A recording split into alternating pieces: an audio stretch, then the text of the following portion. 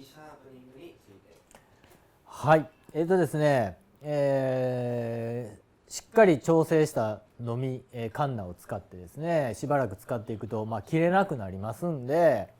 また、再びですね、研いでですね、切れるように調整する必要があります。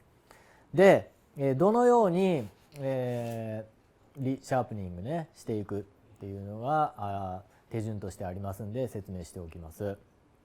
でまず、切れなくなったらですね、このベベルサイドの方をですね、旋盤の、砥石でですねまずしっかり、整えてあげますね。形整えてあげます。これで、次に、8000番の砥石でですね、バックサイド、そしてベベルサイド、両サイドですね、もう一度切れるように、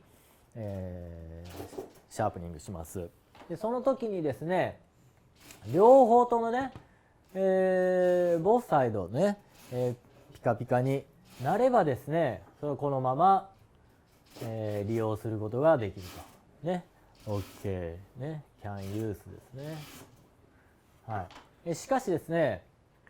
このベベルサイドね、こっちが、きれいに光らなかったらもう一度ね、こう旋盤の砥石に戻ってですね、しっかり平らの形を作ってください。でベベルサイドじゃなくてですね、バックサイドね、バックサイドの方が同じように、なかなかきれいに光らなかったら、今度はメタルプレートの方にですね戻ってしっかりバックサイドを形作ってピカピカに、平らにね、形を作る必要があります。で、バックサイドがですねメタルプレートを使って、ピカピカになれば、再びベベルサイドをですね旋盤で整え直して、そしてまた8000番へ戻って両方と研ぎ直すと。で光れば OK